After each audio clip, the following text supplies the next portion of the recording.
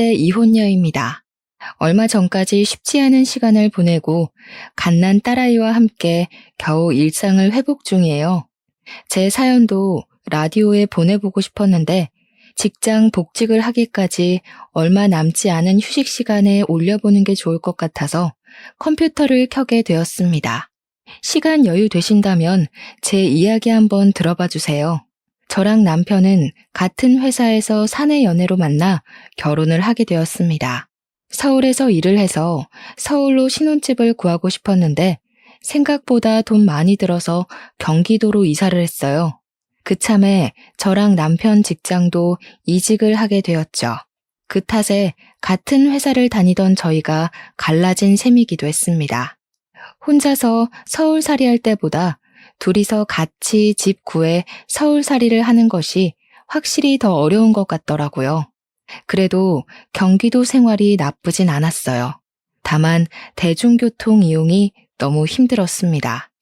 저는 원래 서울에서 일을 다닐 땐 회사랑 집이 가까워서 걸어 다녔거든요. 근데 지옥철 장난 아니더라고요. 왜 출근길을 지옥길이라고 하는 건지 그제야 경험을 하게 되었습니다. 남편은 자차가 있어서 그나마 괜찮은데 저는 남편과 회사가 반대 방향이라서 얻어 탈 수도 없어요. 아무래도 면허를 따야겠다는 생각을 그때 처음 하기도 했습니다. 어쩔 수 없이 지하철을 이용했던 저는 매 순간 출퇴근길의 전쟁이에요. 그래도 퇴근길은 괜찮습니다. 그런데 출근길은 조금만 늦어도 자칫 못할 수도 있거든요. 제가 타는 시간엔 사람들이 줄을 서 있어요. 이직해서 업무 환경 적응하기도 바쁜데 지하철에서부터 기운을 쫙 빼버리니까 그저 하루 종일 피곤에 찌들게 되더라고요. 그래도 동료 직원들이 다들 마음이 좋아서 동료로부터 받는 스트레스는 없는 것이 그나마 다행이었어요. 저희 회사는 회사 식구들끼리 같이 밥을 먹는데 부장님께서 법인카드로 항상 긁어주세요. 어느 회사를 가나 좋은 상사를 만난다는 건 쉽지 않은데 다행히 제 회사 부장님은 굉장히 친근하시고 편견 없으신 좋은 분이셨어요. 그래서 그런지 직원들이 식사 메뉴를 정할 때 보면 부장님과의 관계가 어떤지 드러나요. 전혀 눈치 안 보고 먹고 싶은 메뉴를 고르더라고요. 부장님은 메뉴 중에서도 늘 비싼 걸 드십니다. 아마 밑에 직원들이 자기 눈치 볼까봐 그러지 말라고 손수 모범을 보여주시는 것 같았어요. 저도 이직하고 나서 부장님 덕분에 적응을 빨리 했습니다. 배울 점도 많고 참 옆집 삼촌 같은 느낌이 나는 분이라 이직한 회사에 아주 만족을 했었죠. 출근길만 괜찮다면 경기도로 이사를 선택한 걸 100% 만족했을 겁니다. 부서 동료들과 친해지고 부장님과도 거리낌이 없어지다 보니 서로 식사를 하면 자연스레 대화가 오갔는데요. 아무래도 제가 새 사원이라서 제게 질문이 몇 번씩 들어와요. 당연히 어디 살고 있는지는 공식 질문이 아니겠습니까? 저는 집 얘기를 하면서 세트로 떠오르는 지옥철 얘기도 해줬어요. 그랬더니 직원들이 카풀 언급을 하더라고요. 부장님께서도 제가 어디에 사는지 정확히 묻더니 혼자서 지도를 한번 보셨어요.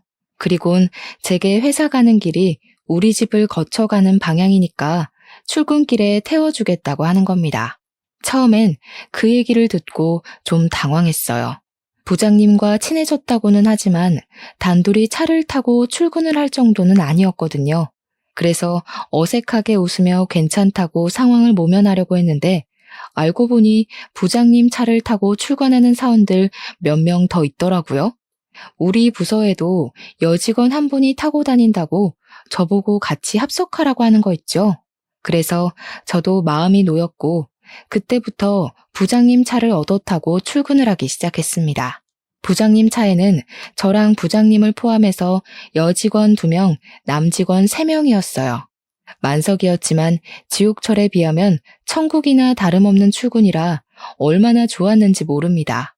이로써 제 경기도 삶은 완벽해졌다고 느꼈을 정도라니까요. 카풀, 사실은 당연히 남편한테도 밝혔습니다. 남편도 긍정적으로 생각해줬어요. 카풀을 하다 보니까 출근 시간까지도 여유로워졌는데요.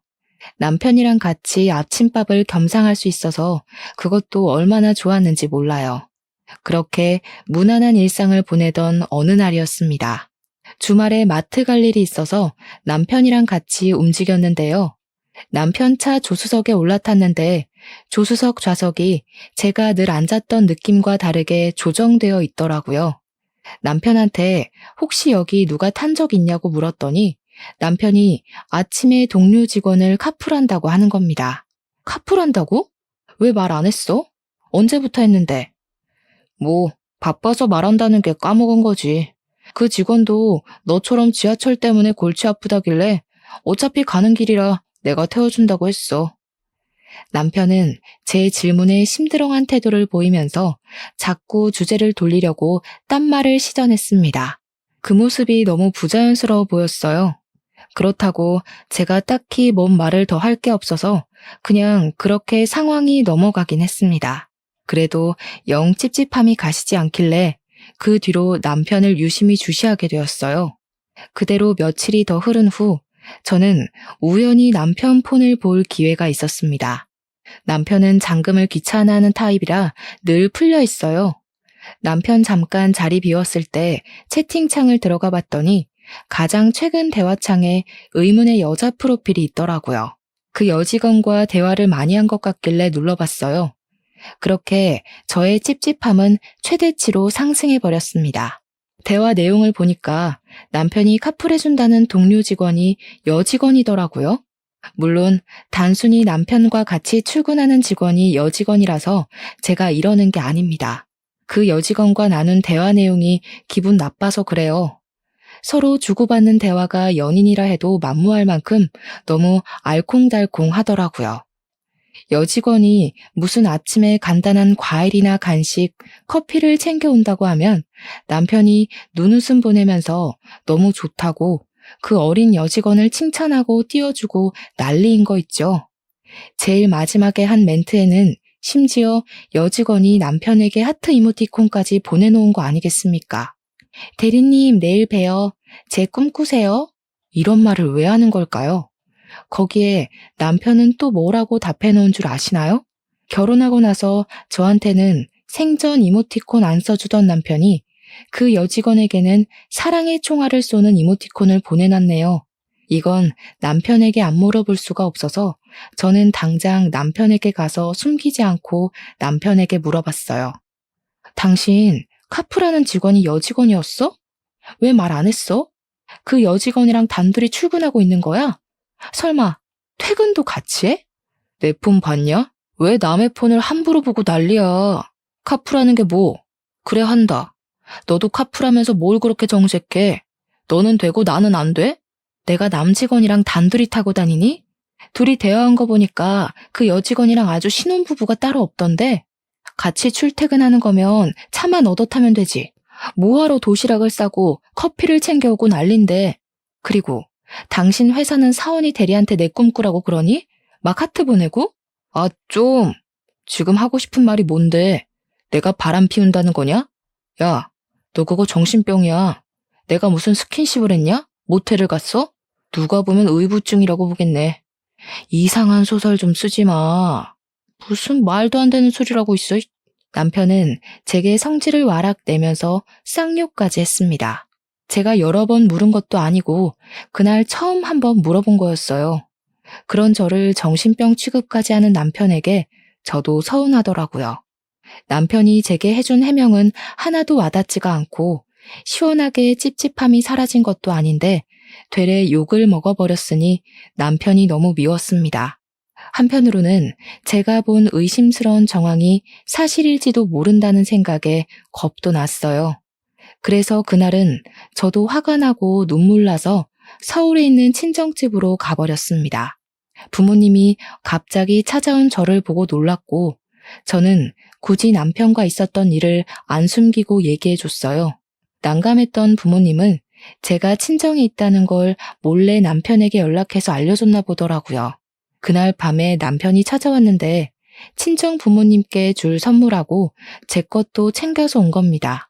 그리고 남편이 제게 먼저 잘못했다고 용서를 빌었어요.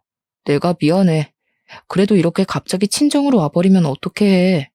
장모님께서 전화와서 그렇게 얘기하는데 내가 얼마나 간 떨어질 뻔했는지 알아?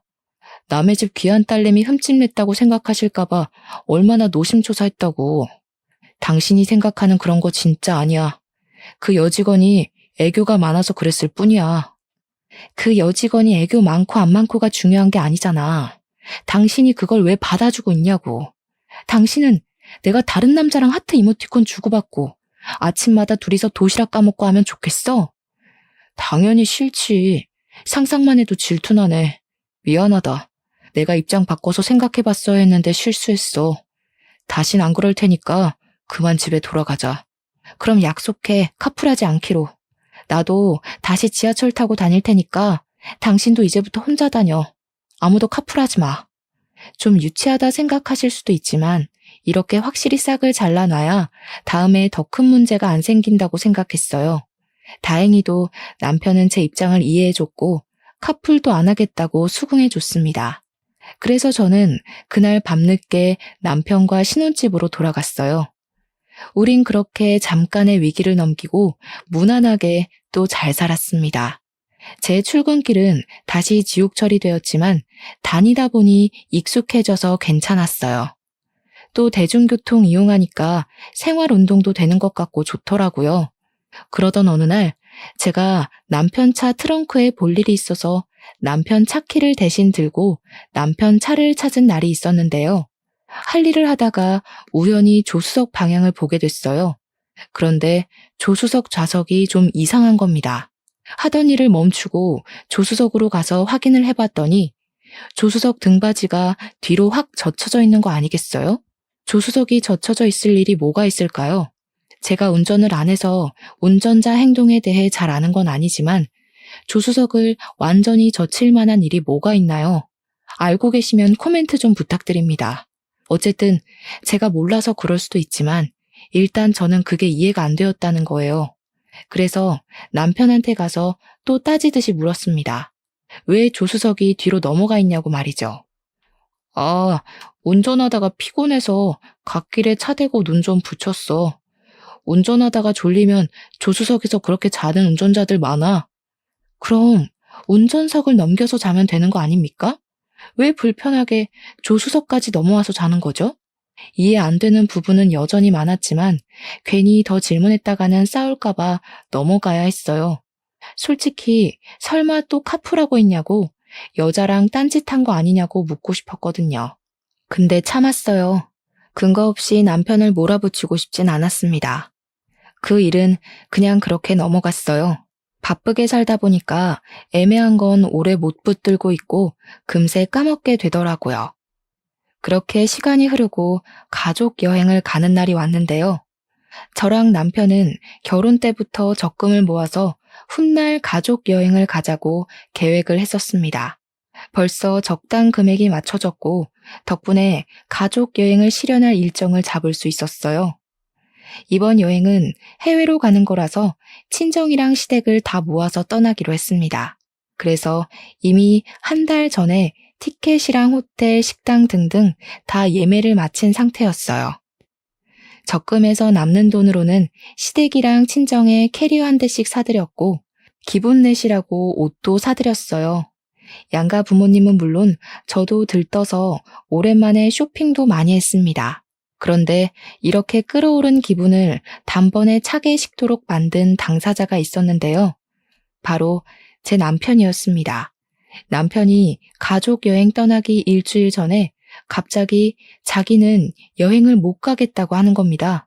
회사에서 중요한 프로젝트 하던 게 비상이 걸렸다면서 오랜 기간 휴가를 낼 수 없다고 통보를 하는 거 아니겠습니까?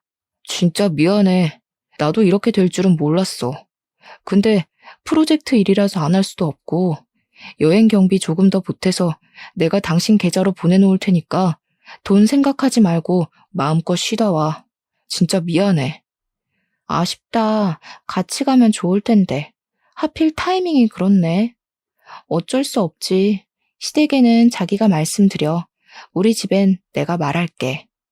원래 같이 가기로 한 상황에서 구성원이 한 명 빠지면 괜히 김 빠지잖아요. 그때 제 기분이 딱 그랬어요. 하지만 어쩌겠어요. 저도 남편과 동종업계 사람이라서 프로젝트에 비상이 걸리면 휴가 반납해야 된다는 거 누구보다 잘 알고 있거든요. 많이 아쉬웠지만 어쩔 수 없었어요. 결국 남편 빼고 양가 부모님 모셔서 가까운 여행지로 떠났습니다. 고맙게도 남편이 공항까지는 데려다 주고 갔어요. 나중에 귀국하는 날에도 마중 오겠다고 약속해 주었어요. 남편의 배웅을 받을 때는 마치 영영 이별하는 것처럼 속상했는데 놀다 보니까 또 그런 건 금방 잊히더라고요. 그래도 한 번씩은 남편도 같이 왔으면 좋았을 텐데 하는 아쉬움이 불쑥불쑥 튀어나왔어요. 양가 부모님은 저더러 낙오된 놈 생각 말고 노는 데에 집중하라고 했지만 그래도 제가 남편의 배우자 아닙니까? 남편은 제가 꾸준히 챙겨야지 누가 하겠어요. 한참 돌아다니면서 실컷 먹고 저녁 식사는 호텔 레스토랑을 예약해 놓았습니다. 마침 저희가 그 호텔에 묵었기 때문에 잠깐 옷 갈아입는다고 숙소로 흩어졌어요. 남편이 왔다면 같이 사용했을 호텔에서 저 혼자 덩그러니 침대에 앉아 휴대폰을 확인했습니다. 여유 시간이 있어서 남편한테 연락해 보려고요. 때마침 남편한테 먼저 문자가 와 있더라고요. 잘 노는지 궁금해서 연락했겠구나 싶은 생각을 하면서 확인했는데 그 문자 내용이 좀 이상했습니다. 저기요, 나 회식 끝났어. 이제 차 타거든? 집에 가서 많이 사랑해 줄게. 기다려. 제가 여행을 떠나서 집에 없는 거 알 텐데 남편이 왜 이런 문자를 보냈지? 처음에는 당황스러웠어요. 근데 생각할수록 뭔가 수상하게 느껴지더라고요. 저는 바로 남편한테 전화를 걸었습니다. 안 받더라고요. 계속 걸었어요. 근데 거는 족족 고의로 끊어지기만 하더니 나중에는 아예 전화가 꺼져 있다는 신호음이 들렸습니다. 그 뒤로도 여행 내내 남편에게서 연락이 안 되었어요. 이거 정말 수상하지 않습니까? 이건 제가 남편에게 따지고 들어도 의부증이냐는 욕먹을 이유 없는 거 아닌가요? 여행을 오고 당일만 즐거웠지 저는 남편 때문에 신경 쓰여서 남은 여행 기간 동안 엄청난 스트레스를 받으며 보냈습니다. 한국으로 돌아갈 날만 기다리며 칼을 갈았어요. 그리고 드디어 한국 귀국 날. 원래라면 남편이 데리러 오기로 했는데 연락이 안 되니까 저는 양가 부모님께 택시비를 챙겨드리고 배웅해야 했습니다. 저도 택시를 타고 바로 집으로 갔어요. 남편은 당연히 출근을 해서 없는 시간이었습니다. 저는 도착하자마자 가방 정리도 안 하고 옷도 안 갈아입고 바로 집을 뒤졌어요. 아니, 딱히 뒤질 필요도 없었습니다. 화장실 들어가자마자 쓰레기통에 보이는 피임 도구 포장지를 보고서 남편의 불륜을 확신했어요.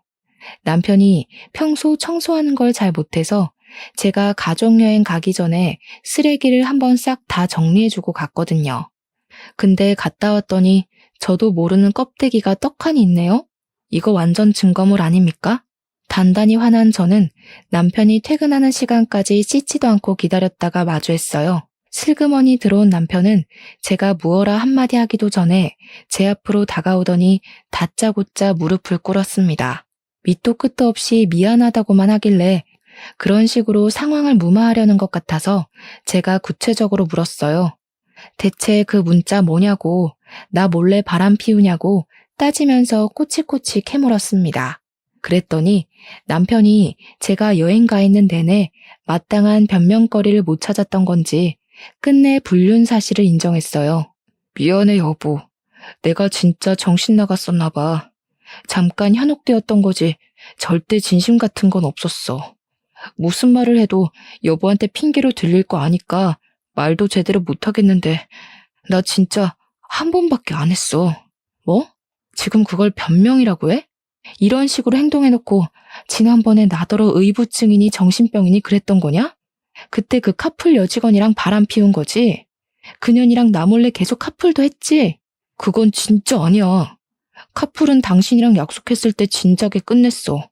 그냥 그 애가 갑자기 자기 애인이랑 헤어졌다고 술 한잔 해주면 안 되냐고 해서 밖에 춥기도 하고 우리 집에서 간단하게 한잔 했는데 그래서 잤다. 심지어 우리 집을 데리고 왔네. 그래, 그랬겠지.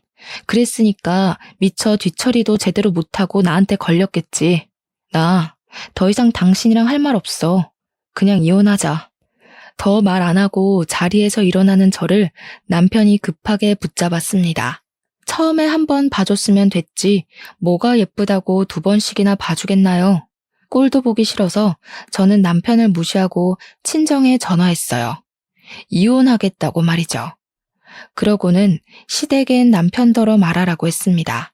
만약 거짓말로 이를 시 내가 직접 상간녀 데리고 시댁 찾아갈 거라고 해줬더니 남편이 한껏 기죽어서는 알겠다고 하더군요. 그리고 저는 그날 각방을 썼습니다. 다음날 이혼 합의서를 준비할 생각이었어요. 그렇게 다음날 아침이 되었고 남편 출근하고 아무도 없는 오후에 누가 찾아왔습니다. 마침 저는 여행 때문에 피곤해서 쉬려고 연차 하루를 더 내서 집에 있는 상황이었거든요. 그 시간에 올 사람은 남편 말고는 없는데 혹시 시댁에서 찾아온 건가 싶어서 인터폰을 확인했어요. 그런데 처음 보는 아가씨가 서 있더라고요. 누구냐고 물었더니 돌아오는 답변이 아주 기가 막혔습니다. 세상에나 제가 가족여행 가 있을 때 남편이 실수로 제게 보냈던 문자의 진짜 주인공이시더라고요. 남편의 상간녀란 말입니다. 꼴에 한 번 와봤다고 이 집을 또 찾아온 게 너무 웃긴 거 있죠? 낯짝 두껍게 제가 있는 시간을 알고 찾아온 것 같았어요. 무슨 소리를 하려고 왔나 궁금해서 문을 열어줬습니다. 일단은 제가 먼저 상간녀에게 통성명 없이 통보했어요. 이혼해 줄 테니까 남편 데리고 살라고 했죠. 그랬더니 갑자기 상간녀가 냅다 무릎을 꿇대요. 죄송해요, 사모님. 제가 죽을 죄를 지었어요. 그러니까 제발 이혼은 하지 말아주세요. 저희 그렇게 오래 만난 거 아니고 진지한 사이도 아니거든요. 진짜 잠깐 제정신 아니었던 거예요. 제가 다 정리할 테니까 제발 이혼하지 마세요. 제가 예상했던 시나리오가 아니라서 황당하기도 했고 기가 막히기도 해서 웃음이 터졌습니다. 불륜 저지를 땐 짜릿하고 좋았는데 막상 책임지려고 하니까 싫었나 보더라고요. 내가 왜 그래야 되죠? 이미 그쪽이 우리 가정 다 파탄냈어요. 실컷 불 질러놓고 다 타버린 쓰레기장에서 저더러 도망가지 말고 살라고요. 그건 피해자 두 번 죽이는 일이죠. 이왕 몸이 시키는 대로 저질렀으면 계속 몸이 시키는 대로만 움직여요. 쓸데없이 계산하려 하지 말고. 잘못했어요, 사모님. 다시는 대리님 앞에 나타나지 않을게요. 저 때문에 대리님이 흔들린 거니까 제가 알아서 떨어져 나가면 대리님도 다신 한눈 안 팔 거예요. 제발 부탁드려요. 너무 화가 났습니다. 상간녀가 뻔뻔한 표정만 지어도 바로 머리채를 잡아버리려고 했는데 이렇게 두 손 싹싹 빌면서 용서를 구하니까 진짜 돌아버리겠더라고요. 솔직히 이혼하지 말라는 상간녀 말에 안 흔들렸다면 거짓말입니다. 요즘은 이혼이 예전보다 쉽긴 해도 저는 제 인생의 결혼 실패 이력을 남기고 싶지 않았거든요. 무슨 욕을 하셔도 달게 받을게요. 근데 이혼만큼은 제발요. 대리님이 사모님 많이 좋아하고 계세요. 그런데 이혼하면 두 분 너무 속상하실 거잖아요. 제가 불청객 맞으니까 제가 알아서 빠져준다고요. 불청객이 사라져주겠다는데 굳이 이혼할 필요는 없지 않으세요? 지금 장난해요? 학교에서 반성문 쓰는 겁니까? 실컷 불륜행각 다 저질러서 잘 사는 가정 어지럽혀 놓고 어쩜 뻔뻔하게 이혼을 하지 말라고 해요? 그쪽이 뭔데 내 선택에 이래라 저래라 간섭하는 거냐고요. 상간녀는 자기 때문에 이혼만은 말아달라 사정하고 겨우 떠났습니다. 그 뒤로 저 진짜 많이 고민했어요. 뒤도 안 돌아보고 이혼을 하려고 했는데 남편과 상간녀가 서로 나서서 용서하고 이혼을 말리는 꼴이니 안 그래도 머릿속 복잡해 죽겠고 어떤 방향으로든 결론을 내고 싶었습니다. 그러나 하필 그 시기에 뜻밖의 소식이 찾아왔어요. 황당하게도 제가 임신을 해버린 겁니다. 임신한 걸 한 달 좀 넘어서 알게 됐는데 아무래도 가족 여행 가기 전에 만들어진 아이 같았어요. 임신 때문에 더 이혼이 고민되었습니다. 솔직히 이혼하지 말자는 쪽으로 마음이 기울고 있었어요. 저는 남편에게 임신 사실을 알리면서 주먹으로 한 대 쥐어 박아줬습니다. 그러자 남편이 다시 무릎을 꿇으면서 앞으로는 절대 바람 안 피운다고 울면서 매달리더군요. 결국 저는 아기 때문에 이혼을 포기하게 되었어요. 아기에게 완연한 가정을 선물해주고 싶었거든요. 그렇다고 제가 남편을 용서한 건 아닙니다. 저는 남편의 실수를 절대 잊지 않고 남편 태도를 지켜봤어요. 의외로 남편은 제가 출산을 할 때까지 연애 때도 안 보여줬던 사랑과 노력을 쏟아붓더라고요. 퇴근하면 바로 집에 오는 것은 기본이었고 제가 먹고 싶다는 게 있으면 새벽 늦게라도 동네를 다 돌아서 갖다 바쳐줬어요. 매일 밤 자기 전에 마사지도 해줬고 틀살 크림은 저보다 더 꼼꼼하게 챙겨서 발라주었습니다. 남편은 정말 지극정성이었어요. 10번 찍어 안 넘어가는 나무 없듯이 저도 남편의 한결같은 헌신에 끝내 마음이 풀리고 말았습니다. 저는 그렇게 남편에게 공주 대접을 받으면서 무사히 순산을 했어요. 아주 예쁜 딸을 낳았습니다. 남편이 딸을 안으면서 세상을 다 가진 얼굴을 만들었을 때 그 순간 저는 남편과의 관계에서 더 없는 행복을 느꼈어요. 남편이 건네는 손을 맞잡으면서 우리 더 열심히 살자고, 우리 딸같이 잘 키워보자고 서로 다짐하고 약속했습니다. 가족 하나 더 생겼을 뿐인데 집안 분위기가 많이 바뀌었어요. 조금 더 가족이란 울타리가 단단해진 느낌이었달까? 어쨌든 하루하루가 바쁘면서도 행복했습니다. 이렇게만 행복할 수 있게 해달라고 틈만 나면 속으로 빌기도 했네요. 하지만 또 너무 행복하면 불행이 찾아온다는 말이 있잖아요. 그게 괜히 나온 말이 아닐 거란 말이죠. 그래서 한편으로는 왠지 모를 불안을 느끼기도 했습니다. 아니나 다를까 끝내 제게는 더 이상 참지 못할 불운이 또 닥치고 말았는데요. 어느 날 남편이 새벽에 자다가 갑자기 벌떡 일어나더니 허겁지겁 옷을 입기 시작하더라고요. 덩달아 놀란 저도 몸을 일으키며 왜 그러냐고 물었는데 남편 하는 말이 부장님 아내가 상을 당했다고 하는 겁니다. 그 말에 저도 당황해서 얼른 남편의 검은 옷 찾아주고 양말까지 챙겨주었어요. 세수도 못하고 나가는 남편을 위해서 대충 물티슈로 눈곱만 정리해준 뒤 배웅을 했습니다. 오늘 아침까지 못 들어올 것 같으니까 나 신경 쓰지 말고 자. 우리 딸한테 무슨 문제 있으면 바로 연락하고. 우리 걱정하지 말고 당신 운전 조심해. 서울이라고 했지?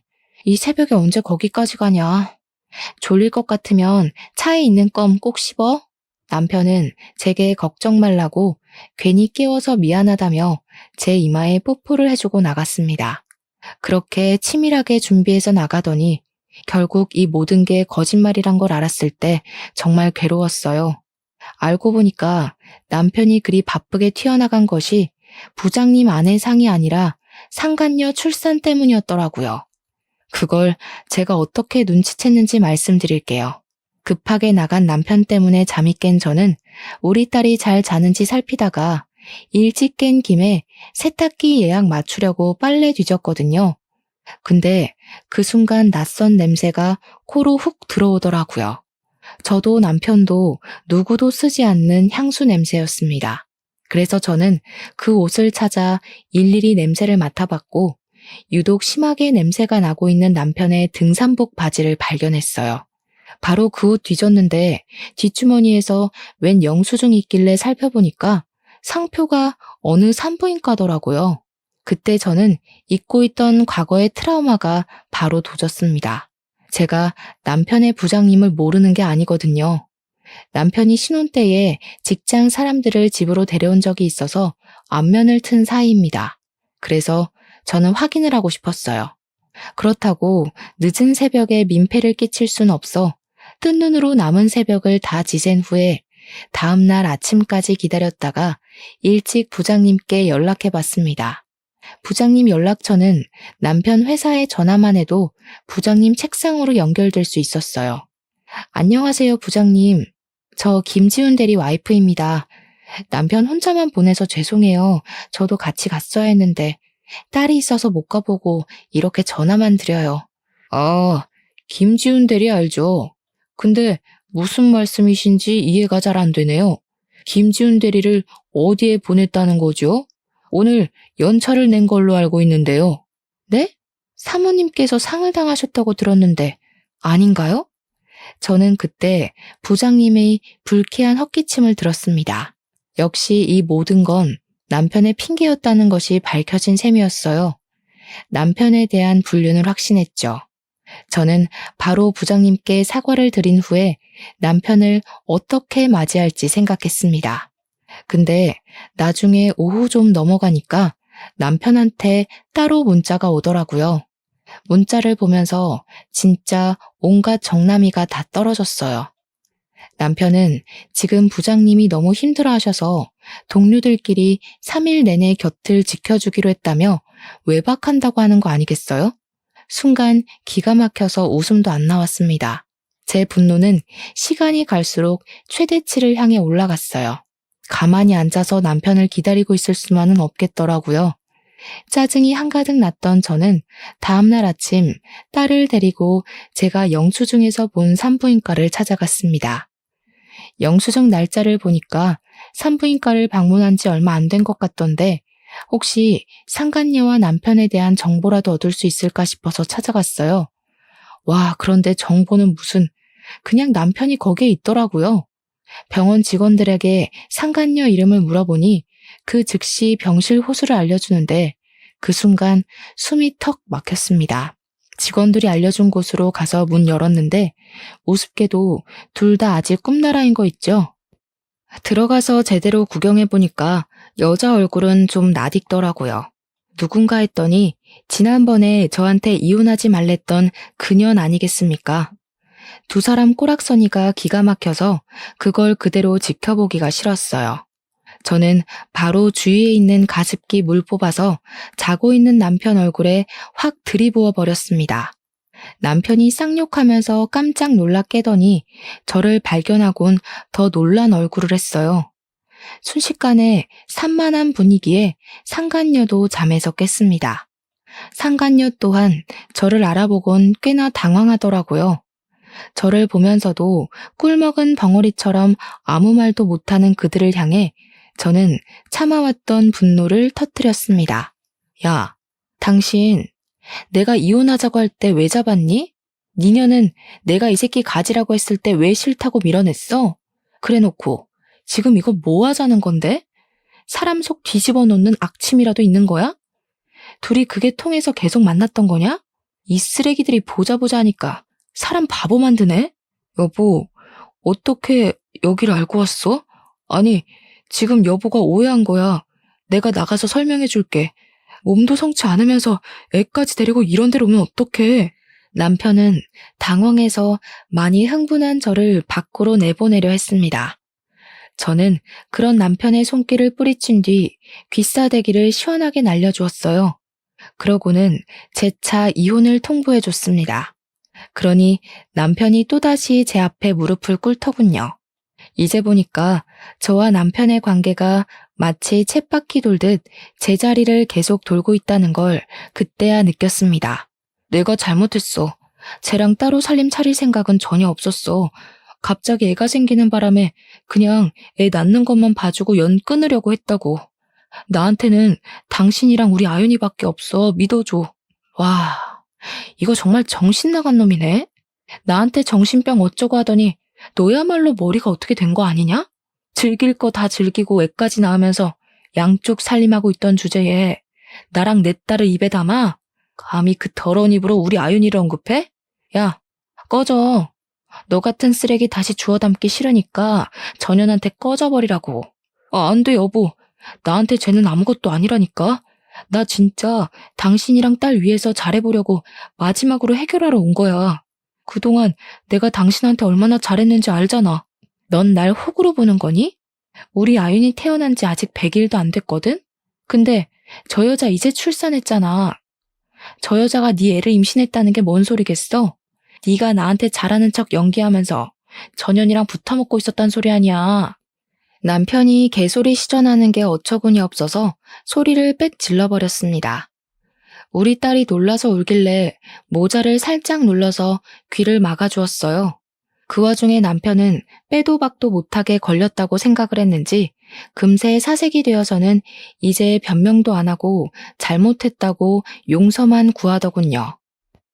그때 잠자코 입 닫고 있던 상간녀가 자기 딴에도 위기를 느낀 건지 뒤늦게 나서기 시작했는데요. 사모님, 오해하지 마세요. 저 애 보육원이나 베이비박스에 버릴 거예요. 태어나면 오빠랑 다신 연락 안 하기로 했어요. 그러니까 제발 오빠랑 헤어지지 마세요. 저 유부남 때문에 인생 망하기 싫다고요. 아직 새파란 청춘인데. 이런 정신 나간 여자 본 적 있으십니까? 상간녀가 정신 나간 소리를 해대는데 진짜 철딱서니가 없더라고요. 보육원이나 베이비박스에 버리다니 아이는 무슨 죄입니까? 유부남이랑 실컷 즐겨놓고 청춘 망할까봐 겁이 난다니. 이거 제가 이해해줘야 되는 건가요? 저는 웬만하면 산모한테 손찌검을 안 하려고 했거든요. 근데 전현 나불대는 입술이 끝까지 이기적이라서 도무지 못 들어주겠더라고요. 그래서 우리 딸이 혹시 울면 먹이려고 타왔던 분유를 꺼내서 그 상간녀 얼굴에 쳐 뿌려버렸습니다. 유부남한테 발목 잡혀서 청춘 아깝다고? 청춘 따질 시간에 분유 처먹는 것부터 다시 배워야겠는데 엄마 뱃속에서부터 이미 인생 망해서 태어난 게 무슨 청춘을 누린다고. 네 손으로 망친 네 인생 남더러 책임지라고 하지 마. 뭐라고요? 뭐 하는 짓이에요, 환자한테. 아무리 화가 나도 감히 산모한테 이러면 안 되죠. 상식이 없어요? 옷 다 버렸잖아. 옷 갈아입기도 힘들어 죽겠는데. 상식 없는 년한테 상식 없냐는 말 들으니까 우습네. 처음에 내가 이혼한다 했을 때 안 말렸으면 소송 같은 거 안 했어. 근데 지금 너 하는 꼬락서니 보니까 소송해줘야겠다. 내 남편이랑 회사 같이 다니지? 네 남자랑 사이좋게 해고 한번 당해봐. 남의 인생 망쳐놨으면 똑같이 당할 각오했어야지. 상간녀가 자기 분에 못 이겨서 저를 향해 소리를 지를 때 저는 황급히 제 딸의 귀를 막았습니다. 그리고 얼마 뒤에 간호사들이 병실로 뛰어들어왔어요. 그러거나 말거나 저는 그만 병실을 나서려고 했습니다. 그런 저를 남편이 붙잡으면서 여보 여보 거렸고 졸지의 간호사들은 이 병실의 산모가 상간녀라는 것을 알게 되었을 겁니다. 혹시나 직원들 헷갈리지 말라고 저는 남편을 내치면서 소송장 받을 준비하라고 선포해주고는 병원을 빠져나왔어요. 그대로 나온 저는 남편이 따라오는 걸 느껴서 급하게 택시를 잡아탔습니다. 택시 문을 닫았을 때 남편이 들이닥치려고 했는데 제가 빨리 출발해달라고 해서 남편을 따돌렸어요. 근데 산부인과 주차장이 지상에 있었거든요. 남편이 급하게 차로 뛰어가더니 제가 탄 택시를 따라잡는 거 아니겠습니까? 그때 저 정말 무서웠어요. 저렇게까지 쫓아올 만큼 간절한 줄 몰랐거든요. 그렇게 가정을 지키고 싶었으면 욕구에 무너지질 말았어야지. 이미 할 거 다 해놓고 봐달라뇨.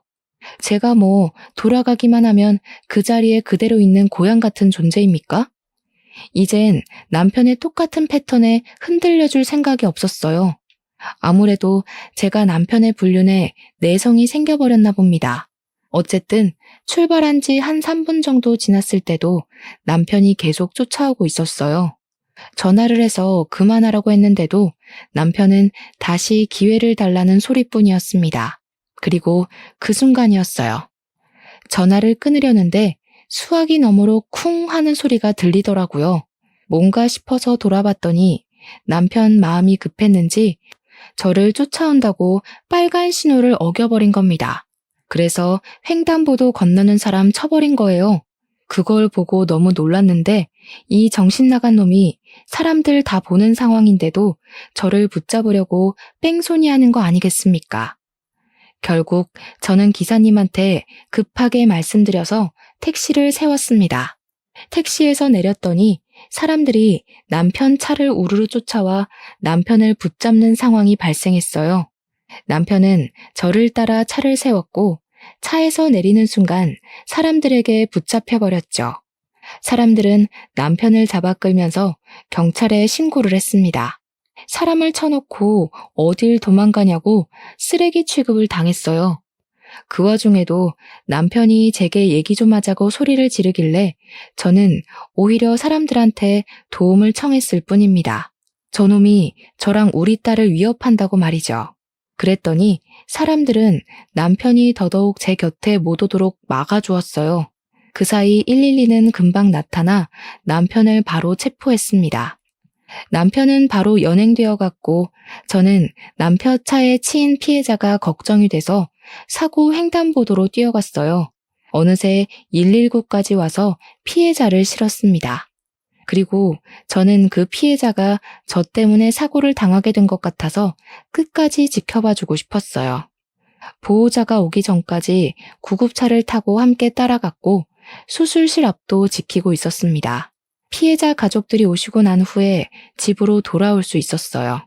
남편을 소송하는 과정에서 알았는데 그 피해자분이 안타깝게도 크게 사고를 당해서 뇌사 상태가 되었다고 하더라고요.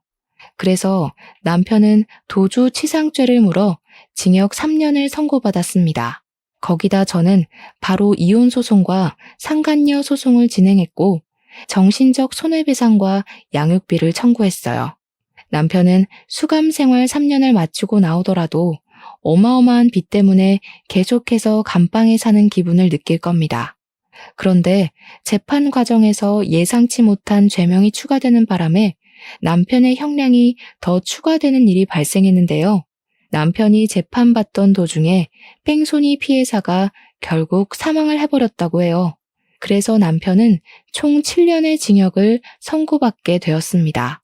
남편의 깜빵 생활이 늘어난 건 다행인 일이지만 어느 날 한순간에 떠나버린 고인은 무슨 죄인가요? 남편 때문에 지금 몇 사람이 피해를 본 건지 모르겠네요. 부디 남편이 자신의 모든 잘못을 똑똑히 알고서 평생 죄책감에 불행해 살면서 살았으면 좋겠습니다. 아, 그리고 상간녀는 당연히 회사에서 쫓겨났어요. 제가 따로 소문을 낸 건 아닌데 이미 그 상간녀 이미지가 회사에서 꽃뱀 같은 느낌이더라고요. 제 전 남편이랑만 사고를 친 게 아닌 건지 몇 건 더 걸린 것 같았는데 아이를 임신한 건 제 전 남편과 처음이 아니었나 봐요. 이미 널리 소문이 퍼진 거 있죠. 딱히 더 이상 손댈 이유는 없을 것 같아서 상간녀와의 관계는 그 정도로 마무리해버렸습니다. 그렇게 저는 현재 신혼집을 정리하고 딸과 함께 다시 서울로 이사를 갔어요. 아무래도 식구 하나라도 더 있는 곳에 있어야 그간의 상처를 빨리 잊을 수 있을 것 같았거든요. 다행히도 딸은 아직까지 건강하게 많이 웃으면서 크고 있어요. 저도 받은 위자료가 많아서 한동안은 일 안 하고 딸이랑 부모님과 힐링의 시간을 좀 보낼까 합니다. 그리고 현재는 친정집 이사도 알아보고 있어요. 전 남편이 평생 그곳에서 늙어 죽을 만큼 긴 형량을 받은 것이 아니기 때문에 언젠가는 저를 찾을 수도 있을 것 같단 말이죠. 경기도에 집을 없애버렸으니 그 다음 찾아올 곳은 서울 친정집일 확률이 높거든요. 저희 가족을 지키려면 전 남편과 연결되어 있는 모든 영역을 끊어내야 된다고 생각했습니다. 괜히 부모님께도 민폐를 끼치고 있는 것 같아 좀 죄송하네요. 앞으로는 괜한 남자 믿지 말고 단단한 엄마로서 새 인생을 살아보려 합니다. 여러분들께서 응원 한마디씩 해주시면 더 힘이 날 것 같아요. 저도 여러분들의 앞날을 멀리서 응원하겠습니다. 꼭 감당할 수 있는 고충만 겪으시고 감당하기 벅찬 행복을 느끼시길 바래요. 그럼 지금까지 사연 들어주셔서 감사합니다.